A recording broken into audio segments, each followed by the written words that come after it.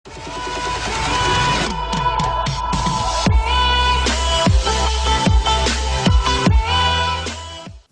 स्वागत है आप सभी का हमारे यूट्यूब चैनल संस्कृत सरस्वती पर। मैं रामकुमार शास्त्री आप सभी संस्कृत अनुरागियों का हार्दिक अभिनंदन स्वागत करता हूं। दोस्तों, यदि आपने अभी तक इस चैनल को सब्सक्राइब नहीं किया तो इसे सब्सक्राइब करें, लाइक करें, शेयर करें और वीडियो देखने के बाद इस चैनल पर कि ये वीडियो आपको कैसा लगा कमेंट्स बॉक्स में आप कमेंट करके मुझे जरूर बताइएगा। मैं आपकी कमेंट की प्रतीक्षा में रामकुमार शास्त्री एक बार फिर आपका हार्दिक अभिनंदन करता हूं। चलिए आज की क्लास शुरू करते हैं। अब जो शास्त्रीय लिंग निर्धारण होता है वो शब्दनिष्ठ और अर्थनिष्ठ दोनों होता है ना। इसके लिए हमें कुछ पाठ्यक्रम में दिए गए हैं जिनमें 4 प्रमुख सूत्र जिसकी चर्चा हम करने वाले हैं। देखो, सबसे पहले हमारा जो सूत्र दिया है साथियों उसका नाम है मिन्यन्तः। सबसे पहले आपके पाठ्यक्रम का प्रथम जो सूत्र दिया गया है उसका नाम क्या है? मिन्यन्तः। ये सूत्र अपने आप में बहुत सारा अर्थ लिए है। शब्द की व्युत्पत्ति संबंधी, वृत्ति संबंधी, अर्थ संबंधी, उदाहरण संबंधी और अपवाद संबंधी 4 प्रकार के प्रश्न पूछे जा सकते हैं आपसे पूछ सकता है कि इसका अर्थ बताइए, नीचे क्या लिखा है। आपसे ये भी कह सकता है कि सूत्र में कैसे कैसे इसका निर्माण हुआ है। आपसे ये भी कह सकता है कि सूत्र का कौन सा निम्न में से उदाहरण है या कौन सा निम्न में से उदाहरण नहीं है। आपसे ये भी कह सकता है इस सूत्र के द्वारा कौन से लिंग का विधान किया गया है। आपसे यह भी पूछ सकता है इस सूत्र का कोई उदाहरण देकर के कि बताइए इस शब्द में लिंग कौन सा है। बात करते हैं सूत्र की। सूत्र की व्युत्पत्ति में लिखा है एक आपके लिए यहां मी और दूसरा क्या लिखा है? नी। कहा नीच नीच नीच नीच इति। समास करेंगे ना हम, द्वंद्व समास में जब इसका रूप बनाएंगे हम तब बताइए क्या बन जाएगा? मी। द्विवचन 2 है तो आपका शब्द बनके तैयार हो जाता है मिनी। और मिनी अन्ते यस्य सह, मिनी अन्ते यस्य सह, मिनी अन्ते यस्य सह, यानी मिनी है, मी और नी है अंत में जिसके, वही आपका बताइए सूत्र क्या कहलाता है? मिन्यन्तः। मिनी और अंतः का संधि करोगे तो यण संधि में आपका क्या बन जाता है? मिन्यन्तः। वो आपका सूत्र क्या है? मिन्यन्तः। बहुत कुछ अर्थ तो साफ हो गया होगा। सूत्र का सूत्रार्थ जब हम करेंगे तो अर्थ हो जाएगा कि मी एक प्रत्यय है और नी एक प्रत्यय है और मी और नी दोनों ही कृत प्रत्यय हैं, धातुओं से इनका विधान किया जाता है।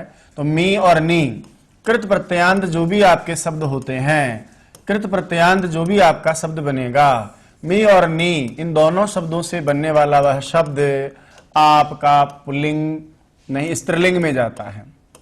कौन से लिंग में जाता है?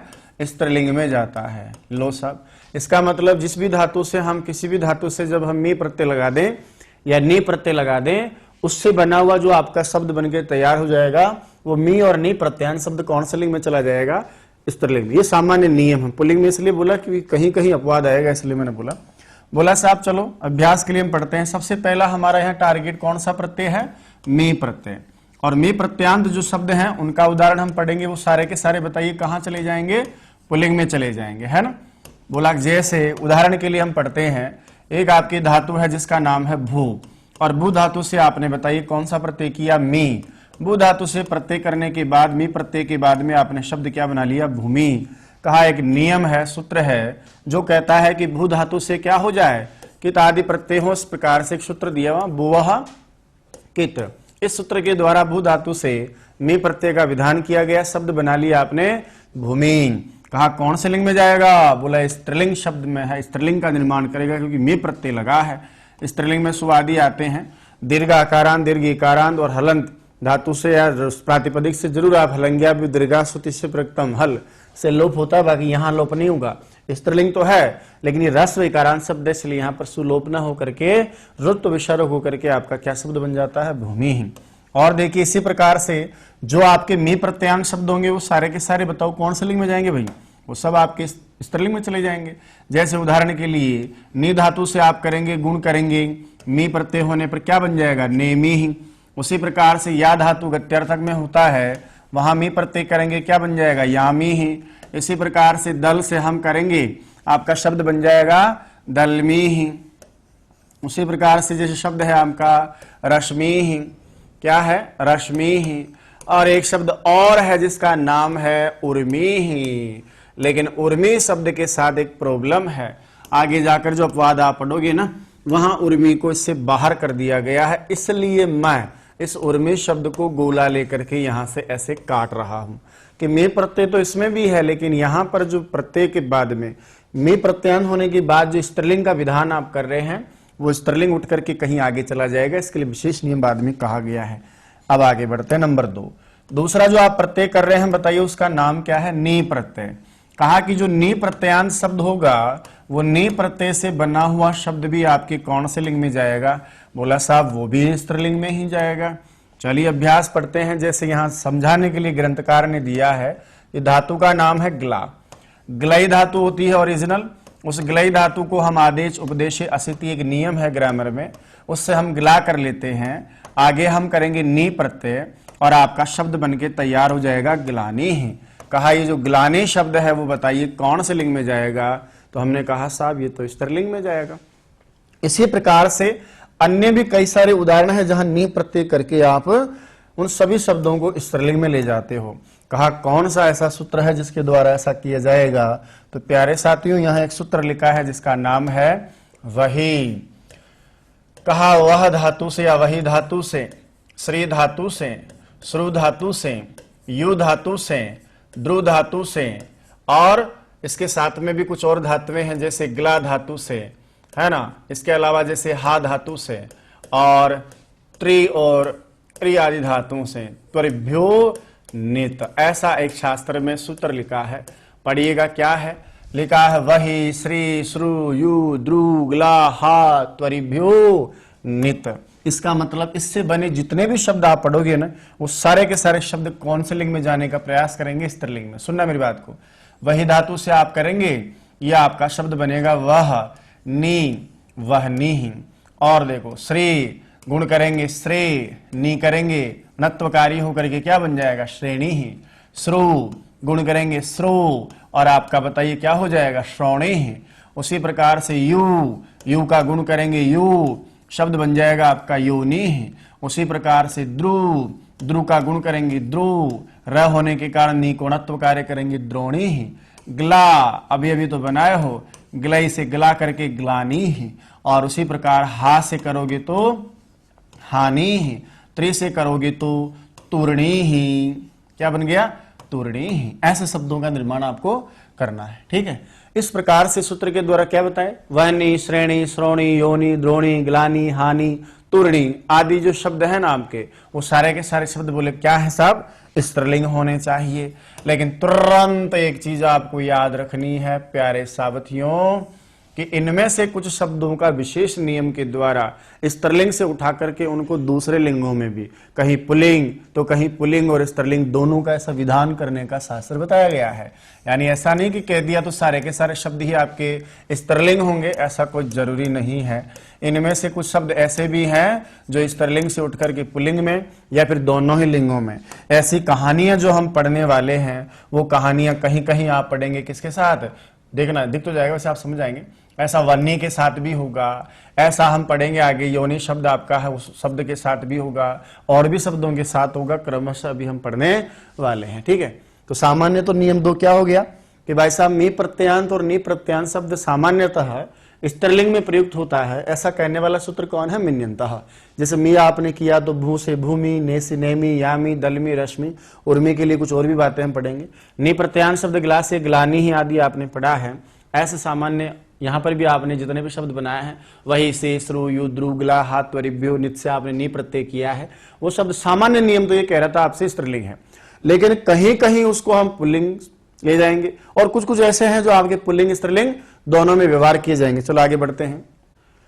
अब हम मान लो आपसे कोई कथन दे दे और वहां सर्वनाम शब्दों का प्रयोग करके आपसे प्रयोग करेगा। जैसे मैं आपको क्या पढ़ा रहा था, ये सारे शब्द स्त्रीलिंग शब्द हैं। स्त्रीलिंग का मतलब हो गया जब इन शब्दों का आप प्रयोग करोगे। मान लो जैसे उदाहरण के लिए हम सीखने के लिए ले रहे हैं कि हमारे पास में जैसे शब्द है कोई सा भी, हमने कहा कि जैसे भूमि है। अब भूमि के लिए जो आपका सर्वनाम शब्द आएगा वो बताइए इदम शब्द का रूप लिखूंगा तो इयम आएगा, अयम आएगा। तो यहां आपको ध्यान रखना है कि स्त्रीलिंग शब्द हो गया, इसलिए इसको हम कहेंगे इयम भूमि। उसी प्रकार से नी प्रत्यांत कोई शब्द है आपका, जैसे ग्लानी शब्द है तो वहां अयम ग्लानी करेंगे या इयम ग्लानी करेंगे? तो हम कहेंगे साहब नहीं, यहाँ क्या बनेगा? इयम ग्लानी, ऐसा रूप बनेगा। तो इस सर्वनाम शब्द के द्वारा कहने का मतलब ये सारे शब्द जो आप लिखे हैं, पढ़े हैं यहाँ पर, ये कौन से लिंग में जाते हैं? स्त्रीलिंग में। जैसे एक वेणी शब्द भी लिखा है लास्ट में, वेणी ही, है ना। ये शब्द आपके सब क्या है, स्त्रीलिंग शब्द है। लेकिन सारे शब्द ही स्त्रीलिंग होते हैं ऐसी बात भी नहीं है। इसमें कुछ अपवाद कहे गए हैं। अपवादों में 2 अपवाद आपको सीखने हैं, याद रखना है, ध्यान रखना है। इसलिए मैं यहां पढ़ रहा हूं ताकि आपको रटना नहीं पड़े, क्योंकि रटा हुआ जब परीक्षा में सामने होता है तो सारा पुर्र हो जाता है। नंबर 1, अपवाद में सबसे पहला नियम बताया कि देखिए भाई साहब, कुछ ऐसे शब्द हैं जो आपके नी प्रत्ययों से मिलकर बने हैं, लेकिन फिर भी वो आपके कहां जाते हैं, स्त्रीलिंग के अलावा पुल्लिंग में भी चले जाते हैं। उसमें सबसे पहले आपका एक शब्द लिखा है जिसका नाम है वन्नी, दूसरा शब्द लिखा है जिसका नाम है वृषणी, और वृषणी के साथ में अग्नि शब्द को भी जोड़ के कह दिया। तो ले लो यहां वृषणाग्नयाः, 3 शब्द ले लिए इसने। पढ़ो क्या क्या लिया, वन्नी, वृषणी, अग्नयाः, पुंसी, ये सूत्र दे दिया। क्या बोला कि साहब ये सारे के सारे शब्द जो मैंने अभी लिखे हैं, ये सारे जो शब्द हैं वो आपके बताइए कौन से लिंग में जाएंगे, पुल्लिंग में। कहा कौन कौन जाएंगे पुल्लिंग में। अच्छा, नी प्रत्यांत है सभी के सभी। ये देखो, एक तो पहले सूत्र में आपने पहली बात ही पढ़ा था ना मैंने, वही वाले सूत्र में। तो सबसे पहला शब्द क्या लिया आपने, बोले वही, वन्नी शब्द ले लिया। वह धातु से आपने नी करके वन्नी बनाया था, अभी तो कह रहे थे आप स्त्रीलिंग में होता है। वृष धातु से आप करेंगे तो वहां शब्द बनेगा आपका वृषणी ही, और उसी प्रकार से आप एक करेंगे अग्नि धातु से तो बनाएंगे वहां अग्नि ही। कहा कि ये जो 3 शब्द होते हैं, ये तीनों के तीनों शब्द नी प्रत्ययांत हैं। पहली बात तो तीनों के तीनों शब्द क्या हैं, नी प्रत्ययांत हैं। और अभी आप कह रहे थे साहब नी प्रत्ययांत शब्द तो कौन से लिंग में होते हैं, कहा वो तो साहब स्त्रीलिंग होते हैं। अभी आपने कह दिया कि नहीं, नी प्रत्ययांत ये जो शब्द आप देख रहे हैं, ये तीनों शब्द अब आपके स्त्रीलिंग नहीं जाएंगे, ये अपवाद है। बोले ये कौन से लिंग में रहेंगे, पुल्लिंग में रहेंगे। अब मान लीजिए मैं वाक्य में पढ़ते समय कभी भी मुझे अनुवाद करना हुआ, कभी भी इनका प्रयोग करना हुआ, तो फिर मेरे लिए तो दुविधा हो जाएगी ना। अब इनका प्रयोग करने का तरीका बदल जाएगा। कैसे, जैसे मान लीजिए इतनी देर तो मैं कह रहा था इयम इयम इयम, मैं कह दूं कि यह आग लगी है जंगल में, देखो भैया देखो। अब बताओ इयम करूंगा कि अयम करूंगा, तो फिर मुझे कहना पड़ेगा अयम वन्नी ही। क्या कहना पड़ेगा मुझे, अयम वन्नी ही। ऐसे उदाहरण आ जाएगा, याद रखना, क्योंकि आप हो सकता है प्रथमतः पढ़ रहे हो कि लिंगानुशासन में प्रश्न कैसे करेगा। अब पूछ लिया वन्नी में लिंग बताओ, आपने पढ़ लिया मिन्यंत, खत्म काम, बोला साहब स्त्रीलिंग होते हैं तो बर्बाद हो जाओगे आप। इधर देखो आबाद करते हैं आपको। इसी प्रकार से कह दे कि ये देखिए आग लगी है, तो आप क्या बोलोगे, अयम या फिर वो है। बोला साहब यहां हम क्या करेंगे, बोले अयम अग्नि ही। ये क्या है प्यारे साबतियों, तो आप कहोगे अयम अग्नि ही। वो क्या है, अब इससे पहले जो आपने पढ़े ना वो सारे शब्द, वो क्या थे आपके, इनसे जो बच गए। अब देखो यहां से वन्नी काट लिया मैंने, याद होगा इससे पहले मैंने वन्नी काट लिया ना। क्यों काट लिया, क्योंकि मुझे पता था कि ये शब्द स्त्रीलिंग नहीं रहेगा, ये कहां चला जाएगा, पुल्लिंग चला गया, निकल गया ने, हटा दिया। इसी प्रकार से आप देखेंगे इसके अलावा भी एक अपवाद विशेष आप और पढ़ेंगे जिसका नाम है, लिखा है अपवाद नंबर 2, वो है आपका श्रोणी। पढ़े हो ना नी प्रत्यांत में, श्रोणी। इसी प्रकार से एक शब्द आपने क्या पढ़ा है, योनि, और योनि के बाद एक शब्द पढ़ा था आपने उर्मी।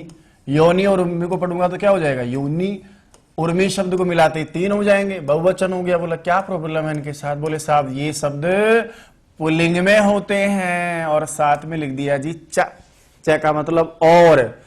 कहा सूत्र के द्वारा कि 3 शब्दों का यहां व्याख्यान किया गया है। सबसे पहला शब्द कौन सा लिया, शुरु धातु से आपने उस सूत्र से नी प्रत्यय करने के बाद बताइए क्या बनाया था, श्रोणी ही। यु धातु से आपने नी प्रत्यय करके बताइए क्या बनाया था, योनि ही। और उसके बाद में वृद्ध धातु से आप करेंगे तो एक और आपका बनता है उर्मी ही। इनमें 2 आपके प्रारंभ में जो पढ़े हो वो दोनों के दोनों तो बताइए कौन से उससे बने हैं, ये नी प्रत्ययांत शब्द हैं। इन दोनों का निर्माण नी प्रत्यय से होता है, ये नी प्रत्ययांत शब्द है। और ये जो बड़े भाई साहब जिसको आप देख रहे हैं उसमें कौन सा शब्द है, मी प्रत्ययांत शब्द है। और मैंने जब मी प्रत्ययांत भूमि आदि का उदाहरण लिखाया था तब मैंने इसका नाम भी लिया था और इस पे गोला भी किया था कि थोड़ा प्रॉब्लम है। कहते हैं साहब क्या है कि योनि, श्रोणी और ये उर्मी है, ये आपके सारे के सारे शब्द, देखो क्या लिखा है बोर्ड पे, कहा कि ये जो शब्द हैं आपके वो कौन से लिंग में होंगे, पुल्लिंग में होंगे। और साथ में कह दिया जी च, च का मतलब प्लस, बोले प्लस का मतलब स्त्रीलिंग भी होते हैं। लो एक नया नियम हो गया कि साहब ये स्त्रीलिंग में तो थे ही, बोले रख लो, में कोई समस्या नहीं है। तो ये जहां था वहां तो रह ही जाएगा, लेकिन साथ में इसके साथ में एक और शब्द आप क्या पढ़ रहे हो, बोले साहब ये पुल्लिंग में भी हो जाते हैं। तो ये दोनों लिंगों में चलेंगे, तो इसलिए जब भी हम इनका प्रयोग करेंगे उदाहरण के लिए जैसे मैंने कहा वह श्रोणी, ऐसा मैंने कोई शब्द प्रयोग किया। अब अनुवाद की विधा में फिर आपको बताओ यहाँ क्या कहना पड़ेगा। जैसे उदाहरण के लिए हम पढ़ रहे हैं सह, तो आप लिखेंगे श्रोणी। तद शब्द का सर्वनाम शब्द आपको प्रयोग करना, मैं ऐसा परीक्षा में दे दूं तो पहली बात तो श्रोणी में कौन सा लिंग है, लिखा होगा पुल्लिंग, स्त्रीलिंग, नपुंसकलिंग, और लिखा होगा अ और ब दोनों। उत्तर हो जाएगा अ और ब दोनों। और आपको सह भी कहना पड़ेगा और साथ में सा भी कहना पड़ेगा। इसी प्रकार से यहाँ कह दिया, बोले अयम कहूँ या इयम कहूँ, बोले साहब अयम भी कहना पड़ेगा और इयम भी कहना पड़ेगा। जैसे योनि शब्द आपने लिया है तो योनि क्या है आपका, पुल्लिंग भी है और स्त्रीलिंग शब्द भी है ना। उर्मी क्या है, पुल्लिंग शब्द भी है और स्त्रीलिंग शब्द भी है। श्रोणी क्या है, पुल्लिंग शब्द भी है और स्त्रीलिंग शब्द है। बोला ये कहाँ लिया था आपने, तो देखो एक शब्द तो आपके पास में क्या मिला है, श्रोणी, ये ले लिया मैंने। और यहाँ निर्देश करता हूं कि देखिए श्रोणी आपका स्त्रीलिंग तो है ही है, उसके साथ में आपका पुल्लिंग शब्द भी है। योनि आपके लिए स्त्रीलिंग शब्द तो है ही है, ये आपका पुल्लिंग शब्द भी है। उर्मी का नाम हमने सबसे पहले पढ़ा था, याद होगा यहाँ पर। तो ये क्या है, यहाँ स्त्रीलिंग शब्द कहा, कोई प्रॉब्लम नहीं है, लेकिन ये साथ में पुल्लिंग शब्द भी है। ये विशेष व्याख्या करने की आवश्यकता क्यों पड़ी, क्योंकि नियम कहता है। अब दोबारा देखो, सूत्र आपका सबसे पहले क्या पढ़े आपने, बोला मिन्यंतः। कहा सूत्र का निर्माण कैसे हुआ, तो कहा मीचा नीचति मिनी, और मिनी अंत में है जिसके वो मिन्यंतः। बोला क्या हो जाएगा, मी प्रत्यांत शब्द भी स्त्रीलिंग होता है, नी प्रत्यांत भी होता है, जैसे नेमी, यामी, दलमी, रश्मि, उर्मी आदि। कहा जैसे नी से ग्लानी, वन्नी, श्रेणी, श्रोणी, इसी प्रकार से अन्य शब्दों का पाठ यहाँ किया गया है। द्रोणी ही, ग्लानी, हानि, तुरणी, वेणी। जो यहाँ है वो बाहर नहीं गया, स्त्रीलिंग था तो रख लो, लेकिन वन्नी के लिए विशेष नहीं, वो पुल्लिंग में जाएगा। श्रोणी स्त्रीलिंग पुल्लिंग दोनों में जाएगा, योनि स्त्रीलिंग पुल्लिंग में दोनों जाएगा, है ना। इसके बाद में नियम पढ़ा हमने अपवाद में कि वन्नी, वृष्णि और अग्नि, ये तीनों शब्द पुल्लिंग है तो पुल्लिंग ही रखना पड़ेगा। जैसे अयम वन्नी ही और अयम अग्नि ही, ऐसा कहना पड़ेगा। और देखो इसके बाद में हमने पढ़ा कि श्रोणी, योनि और उर्मी, ये तीन शब्द आपके दोनों लिंगों में होते हैं, इसलिए सहसा श्रोणी, अयम इयम योनि, ऐसा भी आप कह सकते हैं। इस प्रकार वाक्य प्रयोग में आपका पहला होता है मिन्यंतः। मैं समझ रहा हूं आप बात समझ गए होंगे। आगे बढ़िए, आगे बढ़ते हैं। दूसरा जो पाठ्यक्रम का सूत्र है उसका नाम है आपका घयवन्तः। 4 सूत्र दिए हैं ना भाई आपके। दूसरा वाला जो सूत्र है उसमें 2 प्रत्ययों का समावेश करके आपके लिए लिखा है घयवन्तः। क्या लिखा है, घयवन्तः। पढ़िएगा, अच्छा लगेगा आपको। सूत्र क्या है आपका, घयवन्तः। यहां पर भी वही लिखा है, 2 सूत्रों का पाठ एक साथ कर दिया। एक लिखा बोले घाय और दूसरा प्रत्यय क्या लिखा है, बोले अप, और ये दोनों अंत में है जिसके वो क्या कहलाएगा, घयवन्तः कहलाएगा। सामान्य चर्चा में सूत्र में अर्थ दिया कि घय और अप दोनों के दोनों ही आपके कृत प्रत्यय हैं, दोनों ही आपके धातुओं से होने वाले प्रत्यय हैं। इसलिए वापस जब मैं लिखूंगा तो यहां लिखूंगा कि जो घय प्रत्यय होता है वो, और जिसके अंत में कौन लग जाए, अप प्रत्यय लग जाए, वो इन दोनों से बना जो भी प्रत्ययांत शब्द होगा, और दोनों के दोनों प्रत्यय क्या है, कृत प्रत्यय हैं। तो दोनों प्रत्यांत जो भी आपका शब्द बनेगा, कहते हैं वो शब्द बताइए कौन से लिंग में जाएगा, बोले पुल्लिंग में होता है। घय प्रत्यय को तो आप पढ़ते हो क्योंकि आपके पाठ्यक्रम में है ना। और अप प्रत्यय भी कहीं ना कहीं आपको पढ़ना पड़ता है, क्योंकि सामान्य शिक्षा विभाग में भी अच, अप और घय तीनों एक समान है। वाह स्वरूप स्त्रीयाम सूत्र कहता है कि एक समान स्वरूप वाले प्रत्यय नित्य बाद करते हैं। कभी कभार पता ही नहीं चलता क्योंकि तीनों में अ ऐसा बजता है। उस विधान में ही आपका लिंगानुशासन कहता है कि घय प्रत्यय जिसमें लग जाए वो आपका जो बनता है। अच्छा, ये दोनों किससे होते हैं, तो दोनों प्रत्ययों का विधान ही आप किससे करते हो, धातु से करते हो, है ना। तो धातु से ही घय जुड़ता है, धातु से ही आपका अप जुड़ता है, और दोनों प्रत्यय जुड़ने पर जो शब्द बनेगा वो आपका पुल्लिंग बनता है।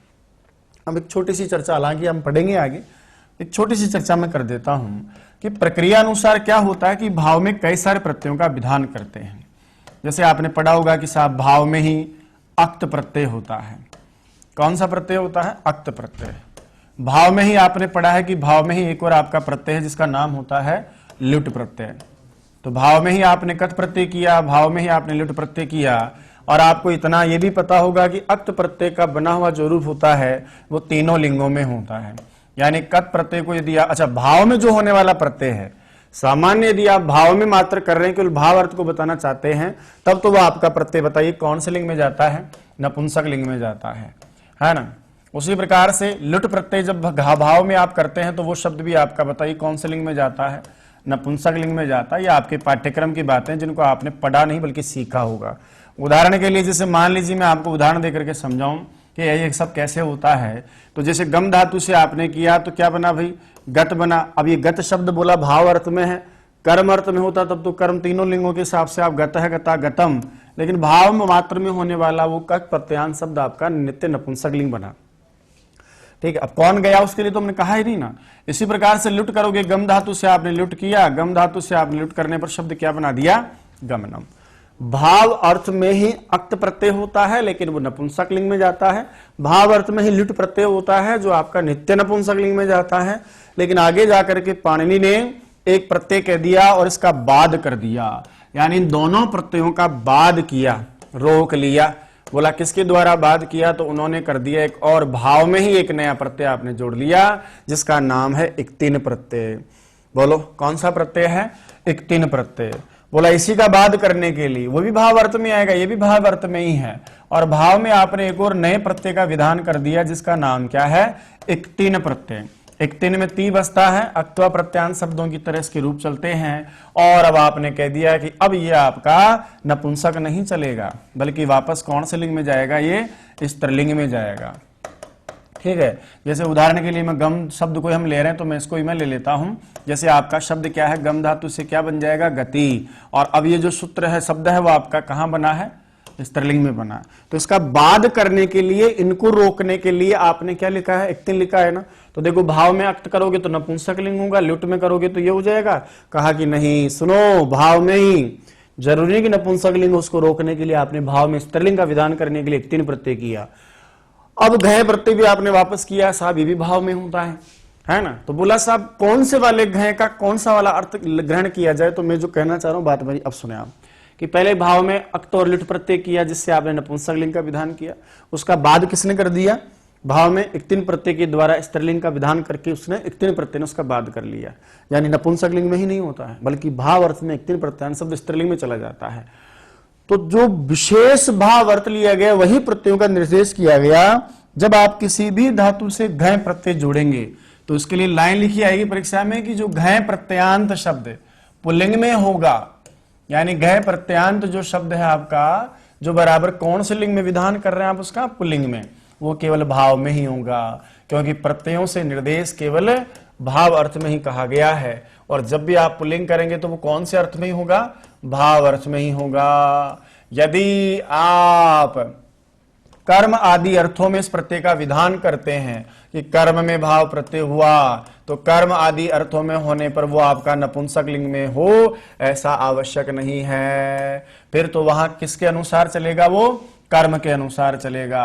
और कर्म अनुसार चलने का मतलब है कर्म तो तीनों लिंगों में हो सकता है। फिर वहां पर जब आप ऐसा काम करोगे तो वही आपका घय प्रत्यांत शब्द जो आपने कर्म विधान किया है वो आपका कर्म के अनुसार तीनों लिंगों में हो सकता है। कर्म यदि आपको इजाजत देवे पुल्लिंग में तो फिर कर्म के अनुसार वो पुल्लिंग में होगा। यदि कर्म आपका स्त्रीलिंग है तो वो स्त्रीलिंग होगा, और यदि कर्म आपका नपुंसक लिंग है तो फिर आपका वो नपुंसक लिंग होगा। तो यहां जो विधान किया जाएगा कर्म के अनुसार वो तीनों लिंगों में किया जाएगा। वो पुल्लिंग भी हो सकता है, वो स्त्रीलिंग भी हो सकता है, और वो नपुंसक लिंग भी हो सकता है। ध्यान रखिएगा आप इस बात को, है ना। दोबारा चलते हैं, क्या समझाया मैंने कि भाव अर्थ में सामान्य जो प्रत्यय हो नपुंसक लिंग में हो रहे थे। कक्त लिट आदि का बात करने के लिए भाव में ही आपने इक्तिन प्रत्यय का विधान किया। इससे ये सिद्ध होता है कि यहां जो घय प्रत्यांत शब्द आपका पुल्लिंग होगा वो सिर्फ भाव में ही होगा। बोला साहब यदि कर्म आदि में भी आपने कर्णादि कर्ण ऐसे कई सारे नियम आपने अलग पढ़े हैं, तो बोला वहां पर यदि कोई कर्म के अनुसार घय प्रत्यय लगा दे और वहां कहा जाए कि कर्म में घय प्रत्यय हो तो कर्म जैसा हो, पुल्लिंग हो तो पुल्लिंग, स्त्रीलिंग हो तो स्त्रीलिंग, और नपुंसक हो तो नपुंसक, तो घय कर्म में होने वाला कर्म के अनुसार चलेगा, घय भाव में होने वाला ही सिर्फ बताइए कौन से लिंग में जाएगा, वो आपका पुल्लिंग में जाएगा। तो यहां लिख दूं मैं आपको जानकारी के लिए, जो मैं बोला वो परीक्षा का सवाल है, ध्यान रखना कि घय प्रत्यय जो किस अर्थ में हो, भाव में हो, वही कहां जाएगा, केवल पुल्लिंग में। सारी चर्चा का सारांश ये है कि घय प्रत्यय भाव में हो तो पुल्लिंग में होता है, बाकी अन्य कर्म आदि अर्थों में होता है तो कर्म के अनुसार आपका इसका लिंग निर्धारण होता है। चलिए चर्चा करते हैं वापस। पहला प्रत्यय कौन सा लिखा आपने, घय। कौन सा प्रत्यय है? घय प्रत्यय। और घय प्रत्यय का जो सूत्र है उसका नाम है भावे। सूत्र भी सामान्य जो लिखा है घय प्रत्यय के लिए जो आपको सूत्र पढ़ाया गया है ग्रंथकार के द्वारा, उसका नाम क्या है? भावे। पूरा अर्थ लिखने के लिए आपको समझाने के लिए कहूं तो सूत्र हो जाएगा आपका भावे घय, कि भाव अर्थ में धातु से कौन सा प्रत्यय होता है? घय अर्थ होता है। इसका भाव, चलने का भाव, कुछ करने का भाव, कुछ धारण करने का भाव। जैसे उदाहरण के लिए हम पढ़ते हैं, कुछ उदाहरण हम पढ़ते हैं, जैसे क्री कुछ करने का भाव, क्री धातु से घय करोगे तो कारह बनेगा। इसी प्रकार कुछ भरण पोषण आदि करने का भारह बनता है। चल धातु से करोगे तो चलने का भाव चालय बनता है। कुछ बोलने का भाव हो तो वादह बनता है। इसी प्रकार से कुछ ग्रहण करने का भाव हो तो वहां ग्राह बनता है। तपने का भाव हो तो वहां तापह बनता है ना। इसी प्रकार से जो भी आप सामान्य घय प्रत्यांश शब्द पढ़ते हैं, रंज का प्रयोग आप करेंगे तो रंज से क्या बनता है? रागह बनता है। रमु धातु से घय करोगे तो आप क्या बनाओगे? रामह बनता है। उसी प्रकार से त्यज धातु से आप भाव अर्थ में करोगे त्यागने का भाव तो त्यागह बनता है। इसी प्रकार से सामान्य जहां जहां भी आप करेंगे, मुंज से मोकह बनता है, सुज से शोकह बनता है। ये जितने भी आप घय प्रत्यांश शब्द पढ़े हो ना पाठ्यक्रम में है आपके, वो सारे के सारे क्या हो जाते हैं? पुल्लिंग हो जाते हैं।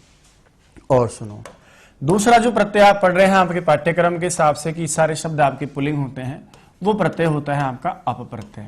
और जिसमें अप प्रत्यय लग जाए, अब प्रत्यांत कोई शब्द हो, वो भी बताइए आपका सारा का सारा कहां चला जाएगा? पुल्लिंग चला जाएगा। उदाहरण के लिए हम पढ़ते हैं, अप प्रत्यय जो करने वाला सूत्र है वो आपका है रिदोरप। कौन सा सूत्र है? रिदोरप। थोड़ी चर्चा कर लेता हूं, हो सकता है आपके लिए नया हो। कहते हैं रिदोरप क्या कहता है? तो रिदोरप में थोड़ा दीर्घ री कर दूं, अच्छा लगेगा आपको, पूरा समझ में आ जाएगा। यानी दीर्घ रीकारांत। कौन कौन? दीर्घ री अंत में है जिसके ऐसी कोई धातु, या दीर्घ उ अंत में है ऐसी उकार अंत वाली धातु, क्या बोलोगे उसको आप? उकारांत। ऐसी दीर्घ उकार इकारांत और दीर्घ उकारांत धातु से प्लस बराबर कौन सा प्रत्यय हो जाता है? अप। साथियों, अप में क्या बसता है? अ। पुल्लिंग में इसका रूप ले जाओगे आप, क्योंकि बनाना तो पड़ेगा ना आपको पुल्लिंग में, तब आप पीछे किसकी आवाज देखेंगे? अह अह। यहां पर भी सेम टू सेम ऐसा ही है। जब आपने घय प्रत्यय का विधान किया है तो समझने के लिए बोल देता हूं, कौन से अर्थ में किया आपने? भाव अर्थ में किया है। भाव में आपने कौन से प्रत्यय का विधान किया? घय का किया। गए में घ चला गया, यह चला गया, यहां पर भी आपने अ किया और वो अ आपका पुल्लिंग में जाएगा, इसलिए किसकी आवाज आई है? अह अह की आवाज। यहां भी अह अह की आवाज, वहां भी अह अह की आवाज। पता कैसे चले किसमें घय और अप है? तो ये तो आप प्रत्येक प्रत्यय के प्रसंग में पढ़ते हैं, फिर भी थोड़ा समझाने के लिए मैंने कह दिया कि दीर्घ रीकारांत, ह्रस्व रीकारांत नहीं लिया मैंने। ह्रस्व रीकारांत लेता तो मैं घय कर देता। और सही बात बताऊं आपको, शास्त्र यदि पढ़े रहे तो आप सुनिएगा, ये घय प्रत्यय का वास्तव में क्या है? अपवाद है या बाधक है, मान लीजिए इसी का बाध करने आता है। क्या हुआ कि आपने इतना कह दिया, क्या कह दिया कि भाई साहब भाव अर्थ में घय हो जाए। अब घय की दादागिरी चल रही है, भैया भाव में ले लो, किसी भी धातु को उठा लो और बोले क्या कर दो? घय लगा दो। बोला ऐसा नहीं चलेगा। यदि धातु इकारांत है तब तो आप बताओ एरस प्रत्यय से क्या कर देते हो? अच प्रत्यय कर देते हो, है ना। और नंदी ग्रही पचादिव्य शब्द से भी आप वहां पर अच प्रत्यय का विधान करते हो, पचादी धातुओं से भी अच कर देते हो। और रही सही जो आपकी दीर्घ इकारांत और दीर्घ उकारांत धातु, बोला यहाँ भावार्थ में आप घय नहीं करोगे, रोक दिया उसको। बोले ना अब क्या चलेगा? अप का प्रोग्राम चलेगा। तो दो हिस्सों की धातु में, दो प्रकार की धातु में आपकी कौन ले गया? अप ले गया।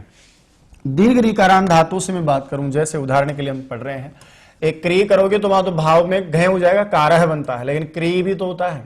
इसी प्रकार से दीर्घ रीकारांत ग्री भी तो होता है। इसी प्रकार से दीर्घ रीकारांत जैसे श्री भी तो होता है। तो दीर्घ रीकारांत धातुओं से आप ऐसा करोगे तो ये आपका बन जाएगा। चलो जैसे आपके एक धातु और है ज्री, भी आपने सुना होगा ज्री। अब क्री से करोगे तो यहां अप प्रत्यय करने के बाद जो रूप बनेगा वो आपका गुणादेशी होगा। इसमें घय में तो क्या ईंत प्रत्यय है, तो वहां पर अचोणित आदि सूत्रों से वृद्धि कार्य होता है, यहाँ नहीं होता है। सार्वधातुकार धातु को इसे गुण कर लो। क्री से कराह, गिरी से क्या बनेगा? गराह, श्री से क्या बनेगा? शराह, और ज्री से क्या बनेगा? जराह। तो दीर्घ रीकारांत धातु तब भी इस प्रत्यय का विधान किया गया है। और दीर्घ उकारांत कोई धातु हो जैसे भू, हालांकि यहाँ कुछ परिस्थितियों में घय प्रत्यय भी होता है। इसी प्रकार से पू, इसी प्रकार से लू, है ना, इसी प्रकार से धू। इन सभी धातुओं से जब आप करेंगे तो ये सब पुल्लिंग में जाएंगे। धू से दो गुण हो जाएगा, अ मिलेगा धवाह। लू से लू को गुण लो हो जाएगा और उसके बाद में चोयावायाव लवाह। पू से करेंगे तो पावाह। इसी प्रकार भू से करेंगे तो भावाह। बहुत सारी बातें ऐसी हैं जो मैं आपको नहीं लेकर चल रहा, क्योंकि ये मान के चल रहा हूं कि आप लोगों ने पढ़ लिया होगा। यहाँ गुणकारी हुआ एक सूत्र है आपका सार्वधातुकार धातु का, तो वो जो दो सब अवाली हैं। यहां पर भी अप्रत्यय आपने किया है, और जहां जहां भी आप अप्रत्यय करेंगे प्यारे विद्यार्थियों, वो अब प्रत्यांत जो आपका होगा वो सारा का सारा कार्यक्रम बताइए कौन से लिंग में चली जाएंगी? सारी धातु में आपकी पुल्लिंग में चली जाएंगी, यहाँ सब में पुल्लिंग है। तो घय प्रत्यय तो कहाँ होता है? भाव में धातुओं से होता है, लेकिन दीर्घ ऋकारांत और आपकी दीर्घ उकारांत ऐसी कुछ धातुएं हैं तो फिर वहां पर आप अप्रत्यय समझेंगे। अप्रत्यय में गुणकार्य होता है, जबकि घय प्रत्यय में वृद्धि कार्य होता है। ठीक है, क्या था नियम? नियम का नाम है घयवंतः। कौन से लिंग का विधान करता है सूत्र? बोला साहब पुल्लिंग का विधान करता है। लिख दूं आगे, शॉर्टकट में समझ में आएगा, थोड़ा ज्यादा याद रहेगा। ये कौन से लिंग का विधान कर रहा है? पुल्लिंग का विधान कर रहा है। इसका कोई अपवाद नहीं है, सामान्य नियम याद रखिएगा। इसके आगे हम बढ़ते हैं, आगे देखें आप।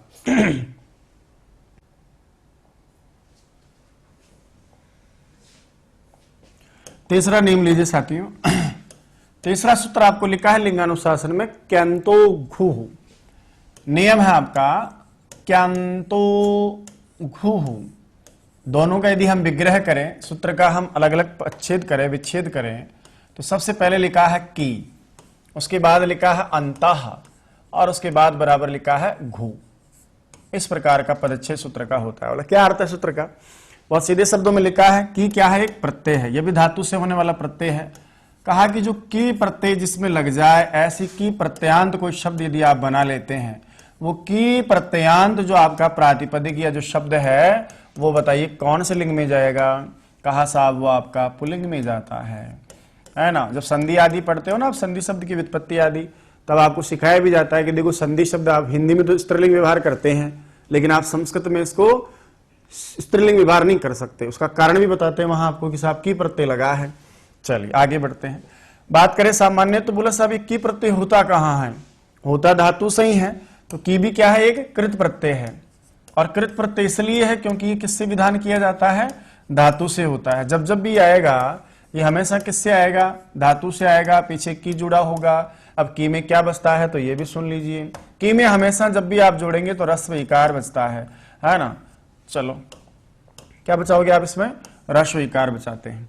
तो आगे धातु का प्रोग्राम होता है, पीछे की प्रत्यय आप जोड़ते हैं। अब होता क्या है प्रोसेस में वो भी सुन लीजिए। की प्रत्यय के लिए हमारे पास में एक सूत्र दिया है कि की प्रत्यय कर्ता कौन है, तो इसको मैं लिखूंगा की प्रत्यय का सूत्र, है ना। थोड़ा उससे ज्यादा अच्छा समझेंगे और वो समझ जाएंगे तो सारे शब्दों को वैसे ही पकड़ लेंगे आप। क्योंकि कई बार क्या होता है कि उदाहरण के लिए लिंगानुशासन में तो दो दो शब्द हैं, वो जितने भी शब्द मैंने लिखे हैं आपने वहां केवल भूमि और गिलानी पढ़ा है। ये सारे सूत्र तो हम समझने के लिए प्रयोग कर रहे हैं। कहते हैं कि की प्रत्यय का जो सूत्र है वहां लिखा है दादा उपसर्गे घो की, लिखा है उपसर्गे घो हो, घ से घड़ी वाला है। आगे क्या लिखा है? की। ये सामान्य एक सूत्र दे दिया आपको। पढ़िए क्या लिखा है? उपसर्गे घो हो की। बहुत प्यारा सूत्र है और बिल्कुल सीधा कहता है उपसर्ग यदि पूर्व में हो, क्या पहले हो? उपसर्ग आगे लगा हो, तो घू संज्ञा वाली जो धातुएं होती हैं, उन घू संज्ञक धातुओं से, जिनकी घू संज्ञा होती है, ऐसी घू संज्ञक धातु से बोला कौन सा प्रत्यय हो जाता है? की प्रत्यय हो जाता है। ये भी सस्पेंस में छोड़ दिया हमको। कहा कि घू संज्ञा वाली धातु से की प्रत्यय होता है, आगे जब उपसर्ग लगाओ। बोला साहब अब ये घू क्या होता है? आइए, घू क्या है? एक संज्ञा है, और संज्ञा करने के लिए आपको एक सूत्र लिख दिया। घू क्या है? एक संज्ञा है। व्याकरण में कहते हैं या संज्ञा सा फलवती। किसी का नाम टी दिया, किसी का नाम उपधा दिया, किसी का नाम अप्रक्त दिया, किसी का नाम गुण दिया, वृद्धि दिया। तो घू भी क्या है? एक संज्ञा है। कहा कौन करेगा? तो एक सूत्र दिया है व्याकरण शास्त्र में, दाधा घदाप।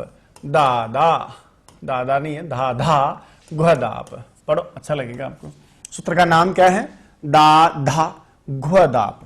अलग करेंगे सूत्र का विच्छेद हो जाएगा दा और धा। लेकिन कहा आगे बराबर ये क्या होते हैं? बोला इनकी घू संज्ञा होती है। यानी दा धातु की और धा धातु की घू संज्ञा होती है। घू मतलब नाम है, जैसे आपका नाम सुनीता, राम, गोपाल, मेरा नाम राम कुमार। वैसे ही दा और धा जो दो प्रकार की धातुएं आती हैं, उन दोनों में जिन जिन धातुओं में दा और धा बसता है, उन सभी धातुओं की घू संज्ञा हो जाती है। लेकिन कहा आगे अदाप, अर्थात दाप धातुओं को छोड़कर। इसमें क्या है कि इसमें भी दाप में दाई बसता है, लेकिन इसके लिए मना कर दिया, देखो साहब हमको इसकी गु संज्ञा नहीं चाहिए। तो दाप धातु को छोड़ करके बाकी शेष जितनी भी आपकी धातु में बसती हैं, दा धातु में भी, दाप धातु में भी क्या बसता है, दाई बसता है, इसलिए इसको तो छोड़ दो। और बाकी जितनी भी आपकी धातुएं हैं, जैसे रुदाई दाने धातु आती है, रुधाएं धातु आती है, ढे धातु आती है, ढेड़ धातु, जो भी आप पढ़ रहे हो बाकी सारी धातुएं जिनमें दा बसता है, उन दोनों धातुओं की कौन सी संज्ञा करेंगे हम, गु संज्ञा। अब थोड़ा सीधा बोल लूं मैं, अभी आपने क्या बोला था, कहा उपसर्ग पहले हो तो गु संज्ञक धातु से की प्रत्यय होता है। अब तो इतनी बात तो आप समझ ही गए होंगे, गु संज्ञा का मतलब दो प्रकार की धातुएं हो, एक धातु जिसमें नाम दा और एक धातु जिसका नाम धा। इन दोनों धातुओं से पहले यदि उपसर्ग आ जाए तो आप कौन सा प्रत्यय कर लोगे, की। इसका मतलब ये ऐसा हुआ जैसे आप लेप प्रत्यय पढ़ते हो ना, लेप प्रत्यय समास करने पर ही कत्वा के स्थान पर आता है, और हम उपसर्ग का समास गति संज्ञा करके धातु के साथ करते हैं, तो उपसर्ग आगे होने पर धातु से ही लेप मिलता है, वैसे ही उपसर्ग आगे होने पर दा और धा धातु से की प्रत्यय मिलता है।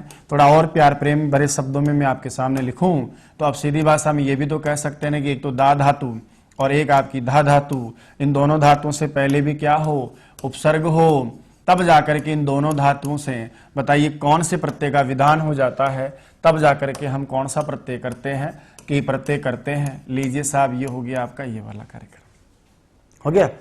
अब जब इन दोनों धातुओं का प्रयोग हम करते जाएंगे, आगे उपसर्ग जोड़ेंगे, पीछे की प्रत्यय जोड़ेंगे, ये सारा का सारा जो कार्यक्रम बनने वाला है, ये बताइए कौन से लिंग में जाने वाला है। इनसे बना हुआ जो भी शब्द आपके सामने आएगा वो बताओ कौन से लिंग में जाएगा, पुल्लिंग में जाएगा। कैसे जाएगा वो भी समझिए आप।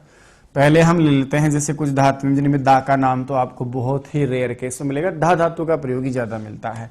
जैसे उदाहरण के लिए हम अलग अलग धातुओं से लेते हैं, ग्रंथकार ने आपको उदाहरण समझाने के लिए क्या लिया, प्र, आपकी धातु कौन सी है, धा, प्रत्यय आपने कौन सा किया, की। थोड़ा समझाने के लिए एक का पूरा ले लेता हूं। अब बताइए आगे उपसर्ग है प्र, फिर धा धातु के आका क्या हो जाता है, लोप, और की में क्या बसता है, ई, तब जाकर के आपका शब्द क्या बनता है, प्रधि। बोलो भाई साहब क्या बनता है, प्रधि। अब बोलो कौन से लिंग में जाएगा, स्त्रीलिंग में ले जाऊं, बोलो ना, की प्रत्यय लगा तो पुल्लिंग में जाएगा, और आपका शब्द बताइए क्या बन गया, प्रधि। यहां पर भी जिज्ञासा हो रही होगी धा धातु के आकार लोप कैसे हो गया। प्यारे सावतियों, आपने खूब पढ़ा होगा, व्याकरण के विद्यार्थी है, एक नियम है आतोलोप ए टीचर। क्या है, आतोलोप ए टीचर, है ना। कहता है कि धातु के आकार लोप हो जाता है यदि कित प्रत्यय कोई पर में हो या स्वर से प्रारंभ होने वाला कोई कित प्रत्यय पर में हो। कित है कह के संज्ञा हो चुकी है और स्वर आदि है क्योंकि बसता इसमें ए है, तो यही आगे है, यही मध्य है, यही अंत में है। तो आतो लोपा इति च सूत्र के द्वारा किसका लोप कर रहे हैं आप, धातु की आकार लोप कर रहे हैं। ऐसा काम जब आप धातु से उपसर्ग पहले हो या ना हो, है ना, आतस्व उपसर्गे प्रज्ञा सुगला सुमला ऐसा बनाए होंगे आप, उसी प्रकार से आत्मनुपसर्गे गोदह, है ना, कंबलदह, जलदह, धनदह, इस प्रकार से आपने बनाया होगा तो आकार लोप हो जाता है। अब ऐसे ही हम सब बनाते जाएंगे और ऑटोमेटिक जितने भी शब्द आप ऐसे पढ़ रहे हो सारे के सारे शब्द ले लो। चलो सीधा लिख देता हूं, आप समझ गए होंगे। जैसे प्र उपसर्ग आपने लगाया तो धी बन गया ना, इसी प्रकार से मान लीजिए अंतर एक शब्द और बना रखा है, हालांकि अंतर उपसर्ग तो नहीं है पर उपसर्ग की तरफ प्रयोग का अंतर्धी। उसी प्रकार से आपने सम उपसर्ग पूर्वक धा धातु से की प्रत्यय लगाकर क्या बना लेते हो आप, संधि। उसी प्रकार से उप आंग दो उपसर्ग लगा करके आप धा धातु से क्या बना लेते हो, उपाधि।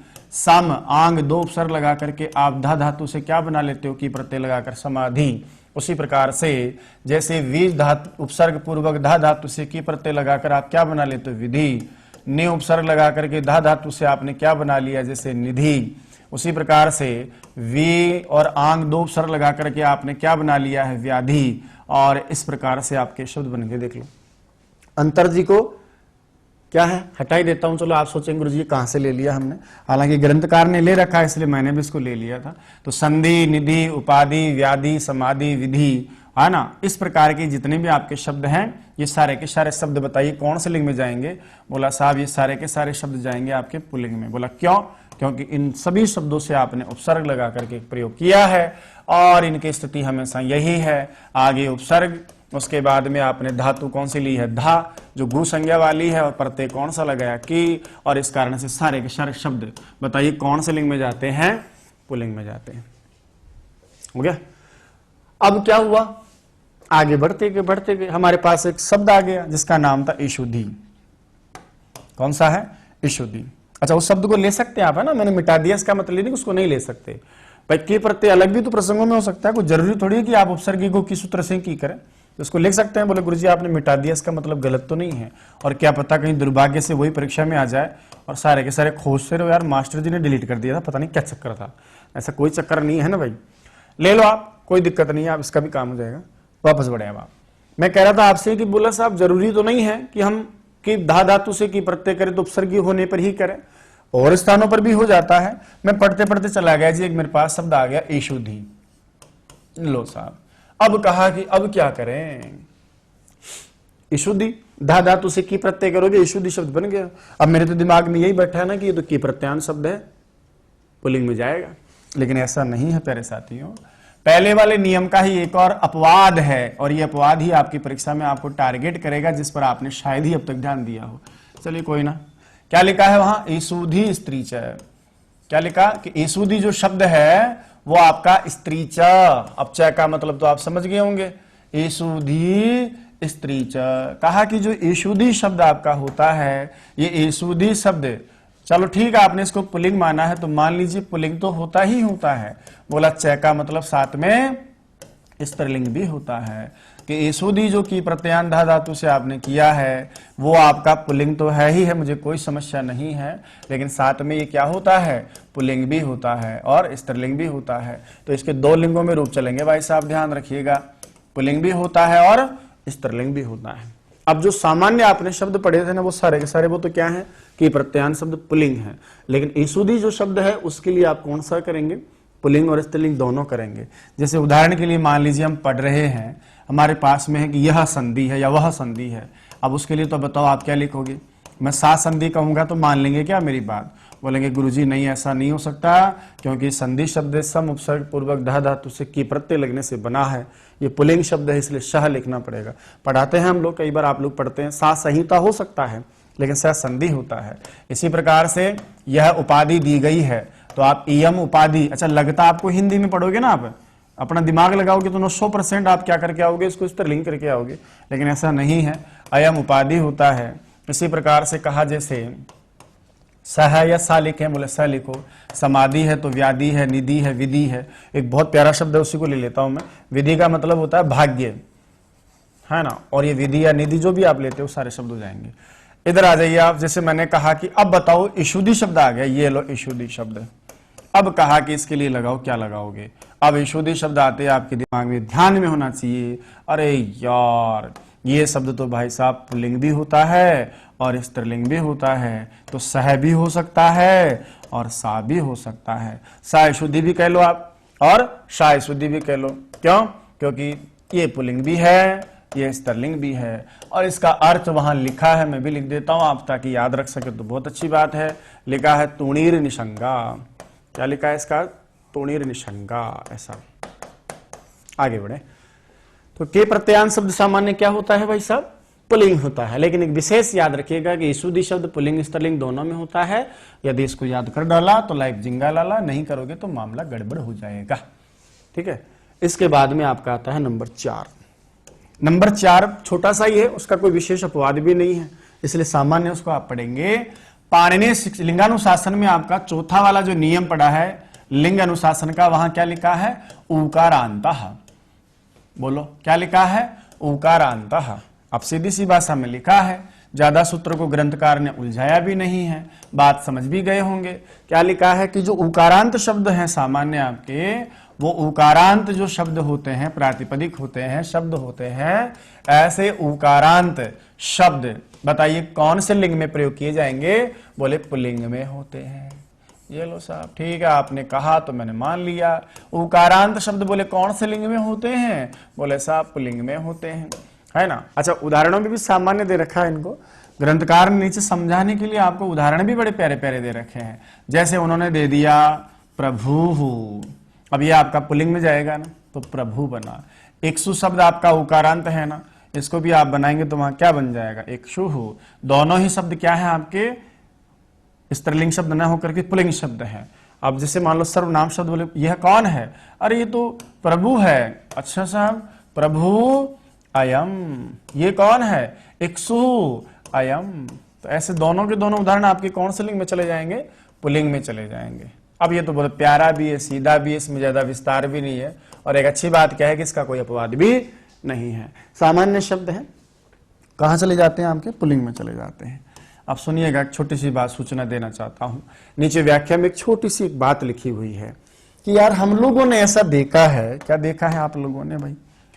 कहा कि हमने हनु शब्द, विशेष में पढ़ा रहा हूं मैं इसको ताकि आप समझ जाएं। कहा कि एक हनु शब्द हमने पढ़ा है और एक हमने रेणु करेणु शब्द पढ़ा है। दो शब्द हमने पढ़े हैं। अच्छा, दोनों के दोनों शब्द ही क्या है? उकारांत हैं। तो उकारांत है तो कौन से लिंग में जानी चाहिए साहब? पुल्लिंग में चले जानी चाहिए। लेकिन कहा है कि हनु शब्द का अर्थ किसी वाक्य में किसी ग्रंथकार ने प्रयोग किया है, तो हनु शब्द का अर्थ उसने लिया स्त्री के कपोल आदि, उससे कपोल आदि या कपोल अर्थ आदि से लिया है। स्त्री अर्थ में स्त्रीलिंग शब्द का प्रयोग करने का वो किया है। दूसरा, करेणु आदि जो शब्द हैं वो भी स्त्रीलिंग, अमरकोश में भी लिखा करेणु स्त्रीत्यमर ऐसा करके। कहा कि यार ये जो हनु शब्द है वो भी उकारांत है, कपोल आदि अर्थों में स्त्रीलिंग के साथ प्रयोग किया गया है। स्त्रीलिंग कैसे व्यवहार कर लिया आपने? कहा करेणु आदि जो शब्द हैं उनको भी स्त्री इत्यमर ऐसा करके अमर सिंह में कहा है।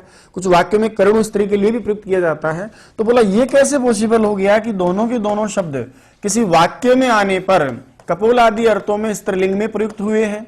अभी तो आप कह रहे थे उकारांत शब्द हैं, ये तो जो है पुल्लिंग होंगे। अभी आपने जो है कुछ वाक्य वहां लिखा है हनु ऐसा करके, वहां कपोल वाली स्त्री ऐसा कुछ अर्थों में हनु शब्द का प्रयोग किया है। करुण आदि का भी कहीं कहीं विशेष प्रसंगों में जब लाइन में अर्थ किया जाता है, स्त्री विशेषताएं बताई जाती है, वहां करुण स्त्रीलिंग शब्द प्रयोग होता है। बोला ये कैसे कर लिया? तो कहा कि देखो ऐसा है, मैंने तो सिर्फ ये बोला है कि जो केवल उकारांत कोई शब्द कहा जाए, कोई प्रातिपदिक कहा जाए, कोई शब्द कहा जाए, तो मैंने यही तो बोला कि जो केवल उकारांत शब्द का नाम लिया जाए कि इसके अंत में क्या है? उ अंत में है, इसलिए क्या है? उकारांत है। और केवल उकारांत शब्द का केवल क्या कहना हो? कथन मात्र करना हो, कहना है उकारांत शब्द है केवल, मैंने कह दिया। कथन मात्र करना हो तो कथन मात्र करने में वह जो उकारांत शब्द होता है वह क्या माना जाता है? पुल्लिंग माना जाता है।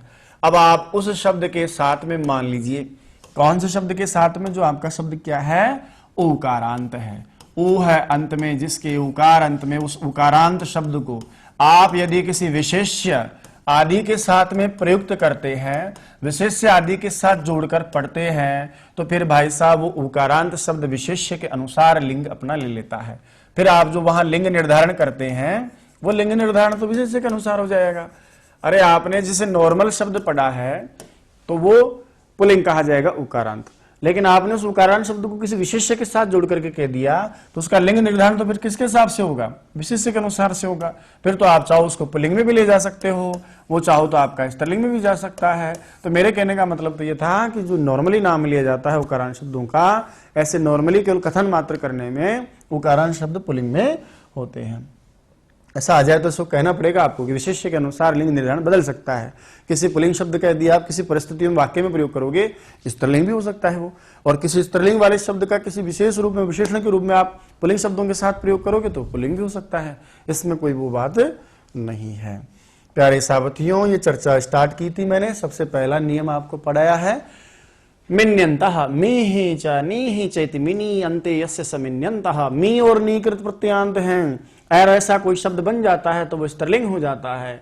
मी प्रत्यांत में जैसे भू धातु से मी प्रत्यय आपने किया, सूत्र है भुवः कित, इसी प्रकार से भूमि बना, ये सब आपके जहां कहां जाएंगे? बोले स्त्रीलिंग में जाएंगे। नेमी यामी दलमी रश्मि, बोला उर्मी के साथ एक प्रॉब्लम है, ये पुल्लिंग स्त्रीलिंग दोनों में होता है। नी प्रत्यांत शब्द भी स्त्रीलिंग होता है, बोले जैसे गलई से गला करने के बाद नहीं लगाओगे, ग्लानी शब्द बना, ये स्त्रीलिंग शब्द है। और फिर हमने जैसे ही कहा तो हमने थोड़ा अपवाद पढ़ा, एक सूत्र के द्वारा शून्य शब्दों को भी समझा, और कहा कि कहां कहां नी प्रत्यय से शब्द बनते हैं, तो वही श्री श्रु युद्रु ग्ला हाथ परिभ्यू, कहा वन्नी श्रेणी श्रोणी योनि द्रोणी ग्लानी हानि तुरणी वेणी, ये सारे शब्द नी प्रत्यांत और इस सभी के सभी शब्द बताओ क्या है? स्त्रीलिंग, इसलिए इयम भूमि इयम ग्लानी आदि शब्द बन जाते हैं। कहा इसके अपवाद भी हैं दो, कहा वन्नी वृष्णि और अग्नि, ये दोनों शब्द का तीनों शब्द कहां जाते हैं? बोले पुल्लिंग में जाते हैं।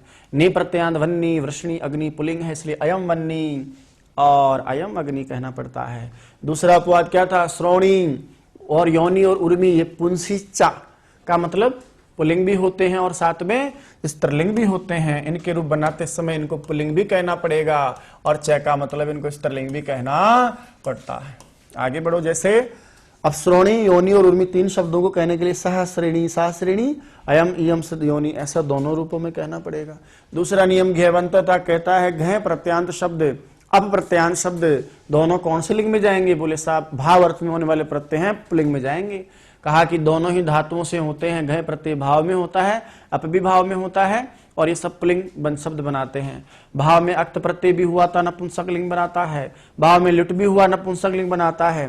कहा कि भाव में होने वाले सारे प्रत्यय नपुंसक लिंग नहीं बनाते हैं, दोनों को रोक करके हमने भाव में एक तीन प्रत्यय के द्वारा नपुंसक लिंग का बाध करके स्त्रीलिंग का विधान कर दिया, जैसे गति ही शब्द आपने बनाया है। अब कहा कि यहां इन चीजों से पता चलता है कि उसका बाध करने के कारण अन्य अर्थों में तो अपने हिसाब से चलेगा, लेकिन यहां जो घय प्रत्यय का विधान पुल्लिंग किया गया वो सिर्फ भाव अर्थ में ही कहा गया है ना। बोला कर्म में अर्थ करें तो फिर कर्म में तो फिर कर्म के अनुसार ही करना। इसका मतलब वो घय प्रत्यांत सब तीनों लिंगों में भी जा सकता है यदि कर्म में आप प्रत्यय कर रहे हो तो। चलो बोला घय कहाँ होता है? भाव में होता है, इसीलिए धातुओं से कार्य, भार, चाल, वाद, ग्राह, ताप, राग, त्याग, शोक आदि हमने पढ़ा है। दूसरी बात, इसी का बाधक एक प्रत्यय होता है अप प्रत्यय, कहता है सारी धातु से भाव में घय नहीं होता भाई, हम भी होते हैं। दीर्घ ऋकारांत और दीर्घ उकारांत धातुओं से घय न करके हम क्या कर लेते हैं? अप। इसमें भी अ बसता है पुल्लिंग में अह, इससे भी अप बसता है पुल्लिंग में, इसमें भी अह की आवाज आएगी। जैसे क्री से कराह, ग्री से गराह, श्री से शराह, ज्री से जराह, भू से भवह, ऊ से पवाह, लू से लवाह, दू से दवाह, सब में अप प्रत्यय है, सब पुल्लिंग जाएंगे। तीसरा नियम की अंतोघ्यू, कि प्रत्यांत जो आपका शब्द बनता है धातु से की प्रत्यय लगेगा और वो जो शब्द बनेगा वो आपका पुल्लिंग हो जाएगा। की में ई बसता है, कित प्रत्यय है। की प्रत्यय का सूत्र क्या लिखा है? उपसर्गे घु की। अरे उपसर्ग आगे हो, घु संज्ञा वाले जो आपकी धातुएं हैं उनसे की प्रत्यय है। फिर पूछा साहब ये घु संज्ञा वाली धातुएं कौन है? तो कहा कि दा और जो दा धातु होती हैं इनकी कौन सी संज्ञा का विधान किया गया? घु संज्ञा। तो हम समझ गए कि उपसर्ग आगे हो तो दा और धा धातु से की प्रत्यय करते हैं और ऐसा वो आपका पुल्लिंग बन जाता है। जैसे प्रधा की, प्रधा की में धा में आका लोप आतो लोप ऐटी से किया, ई जोड़ा पीछे धा का धी बना, आगे प्रधी। इसी प्रकार से सम धी, उप आधि, सम आधि, अंतर धी, निधि, वि आधि, विधि, ये सब उपसर्ग धा की से बने, सब पुल्लिंग कहलाएंगे। और अपवाद भी है। कहा ईशुधि जो शब्द आपका बनता है, ईशु पद पहले धी धा धातु से की प्रत्यय करने पर वो पुल्लिंग और स्त्रीलिंग दोनों होता है। ईशुधि स्त्री चा, इसलिए स संधि यम अयम संधि उपाधि सविधि तो होगा, लेकिन इधर जब आप करोगे तो सह और सा ईशुधि दोनों हो जाता है। तुण्य निशंगा अर्थों में आपका आता है। चौथा नियम छोटा ही है, प्यारा है, भगवान करे यही परीक्षा में आए। प्रभु और इक्सु में से आपका कोई उदाहरण हो। उकारांत में क्या कहता है? उकारांत जो शब्द हैं पुल्लिंग में होते हैं। प्रभु जैसे, इक्षु जैसे, अयम मैंने सर्वनाम लगाकर आपको ये बताना चाहा है कि ये शब्द आपके पुल्लिंग में होते हैं। विशेष क्या है कि हनूर, करेणु आदि का कहीं नीचे व्याख्या में लिखा हुआ है कि ये शब्द मैंने देखे हैं कई सारी लाइन में स्त्रियों के लिए प्रयुक्त किए जाते हैं, तो ऐसा कैसे हो गया? कहा जब आप किसी शब्द के साथ जोड़ करके उकारांत शब्द को पढ़ोगे तो वो जैसे आप उसको विशेषण के रूप में प्रयुक्त करोगे, विशेष्य के हिसाब से लिंग चलेगा। अभी आप स्त्री के लिए प्रयुक्त करोगे तो फिर वो स्त्रीलिंग हो जाता है, और आप किसी नपुंसक पदार्थ के लिए भी करो तो क्या पता वहां भी चला जाए। मेरे तो कहने का मतलब यह था कि जो नॉर्मल नाम लिया जाता है उकारांत शब्द का, जैसे प्रभु, अब प्रभु रूप में आपने जिसको स्वीकार किया उससे मतलब नहीं है, मुझे उस शब्द से मतलब है। केवल शब्द उकारांत कहा जाए तो फिर वो आपका पुल्लिंग हो जाता है, और यदि आप उसको विशेष्य के अनुसार करते हो तो फिर वो पुल्लिंग, स्त्रीलिंग, नपुंसक आदि अर्थों में भी चला जाता है। प्यारे साथियों, ये था आपका लिंगानुशासन। 4 नियम आपने पढ़े, दोबारा दोहरा देता हूं। एक मी और नी प्रत्यान शब्द होता है, वो कहां चला जाता है? बोले वो पुल्लिंग में चला जाता है, लेकिन कंडीशंस हो तो स्त्रीलिंग विधान भी कहा, स्त्रीलिंग में चला जाता है, लेकिन आवश्यकता अनुसार कहीं कहीं पुल्लिंग भी कहा गया है। इसके बाद में दूसरा आपने पढ़ा घय और अप प्रत्यांत शब्द आपके बताइए कौन से लिंग में जाते हैं? बोले पुल्लिंग में जाते हैं। कि प्रत्यांत कोई शब्द हो आपका तो वो बताइए घु संज्ञा वाला वो आपका कहाँ चला जाता है? बोला वो आपका पुल्लिंग चला जाता है। और उकारांत जो आपका शब्द होता है वो कहाँ चला जाता है? बोले वो भी पुल्लिंग चला जाता है। ये 3 सूत्र पुल्लिंग का विधान करते हैं, एक पुल्लिंग और स्त्रीलिंग दोनों का विधान करता है। पुल्लिंग का अधिकार सूत्र पुमान था, स्त्रीलिंग का अधिकार सूत्र स्त्री था। ये आपके लिंगानुशासन का प्रयोग है। मैं समझता हूं आज की ये जानकारी काफी उपयोगी आपके लिए रही होगी। जितना हो सकेगा मैं आपके लिए आगे भी इसी तरह वीडियो बनाता रहूंगा, और यूट्यूब चैनल के माध्यम से और संस्कृत सरस्वती ऐप के माध्यम से हम जितना अधिकतम हो सकेगा नोट्स आदि के द्वारा मैं आपके सामने प्रस्तुत आता रहूंगा। अभी तक आपने इस चैनल को सब्सक्राइब नहीं किया तो इसे सब्सक्राइब करें, बेल आइकन को क्लिक करें। कभी कभार वीडियो क्या कि वैसे 11:30 बजे का टाइम मैंने लिया है, लेकिन वीडियो जैसे ज्यादा उसमें होता है जीबी वगैरह में तो वो टाइम ले लेता है, अब हम रीट का सिलेबस भी निःशुल्क डाल रहे हैं, आप सबको पता है। साथ में सामान्य शिक्षा विभाग, साहित्य, व्याकरण आदि का भी हम संस्कृत शिक्षा विभाग का सिलेबस डाल रहे हैं। तो एक वीडियो यदि ज़्यादा जीबी का हो जाता है तो उसको 3-4 घंटे डालने में लग जाते हैं और कहीं ना कहीं समस्याएं आ जाती हैं। जो लोग समझते हैं इन चीज़ों में वो तो मेरी बात को समझ रहे होंगे, बाकी जो नहीं समझते हैं वो भी मेरी बात कहने पर समझ जाइएगा। तो प्रयास मेरा यही है कि अधिकतम 10-15 दिन का टाइम हमारे पास में जितना हो सके साहित्य में साहित्य दर्पण, काव्य प्रकाश और चंद्रालोक भी लेकर आऊंगा मैं निश्चित रूप से। जो जो मुझे लगता है कि आप बहुत ऐसे ही जीवन में ले रहे हैं लेकिन इनके कम से कम 3-4, 4-4, 5-5 सवाल आएंगे परीक्षा में, तो जब परीक्षा का सवाल आपके सामने हो तो कम से कम आपको ये पता रहे कि इनका प्रारूप क्या होगा, इनमें किस प्रकार के आपको प्रश्न पूछे जाएंगे। इनमें आज तक हो सकता है आपने बहुत अच्छा पढ़ा हो तो बहुत बढ़िया बात है, लेकिन क्या पता आपका अब तक अपवाद ही नहीं गया होगा कि यौनिक शब्द पुल्लिंग स्त्रीलिंग दोनों होता है, तो वो शब्द अभी आपने सीखा है। ठीक है, तो इन्हें आराम से आप पढ़ें। कल से आपके सामने जो है एप्लीकेशन आपको मिल जाएगा। आप जाएंगे प्ले स्टोर पर, संस्कृत सरस्वती के नाम से आप डालेंगे, संस्कृत मैया की फोटो आएगी, नीचे लिखा होगा तमसो मां ज्योतिर्गमयः, और संस्कृत सरस्वती ऐप को आप डाउनलोड करें। आने वाली क्लासेज जब आपकी संस्कृत सरस्वती ऐप पर होंगी वहीं हम सारा कुछ पढ़ेंगे, वहीं आपको नोट्स मिलेंगे, वहीं सिलेबस, वहीं पीडीएफ, जितनी भी आपके प्यारे प्यारे नोट्स जिनको आप सीख रहे हैं वो सारे आपको वहीं मिलेंगे। तो मिलते हैं संस्कृत सरस्वती ऐप पर, यूट्यूब चैनल दोनों पर। आप तब तक पढ़ते रहिएगा, अपनी तैयारी को जारी रखिएगा। मेरा जितना सहयोग बन पड़ेगा उतना मैं कर रहा हूं और करूंगा। धन्यवाद आप सभी को। इस वीडियो को आप शेयर जरूर करना, क्योंकि आप लोगों के मनोबल बढ़ाने से हम लोग अच्छा काम कर पाते हैं। ठीक है, तो जितना आप शेयर करेंगे उतने लोगों को फायदा होगा। आप ही के साथी हैं, बंधु हैं, मैं भी तो आपको अपना मान करके आपके लिए काम प्रारंभ किया हूं, तो आप भी अपनों को अपना समझ करके उनके लिए भी काम करें ताकि उन तक ये वीडियो पहुंचे और मुझे भी थोड़ा आपके इससे सहयोग मिले। धन्यवाद आप सभी का। अच्छा पढ़ते हैं, भगवान करे आपकी मेहनत रंग लाए, ईश्वर आपको नौकरी दे। जय तु भारतम, जय तु संस्कृतम। धन्यवाद।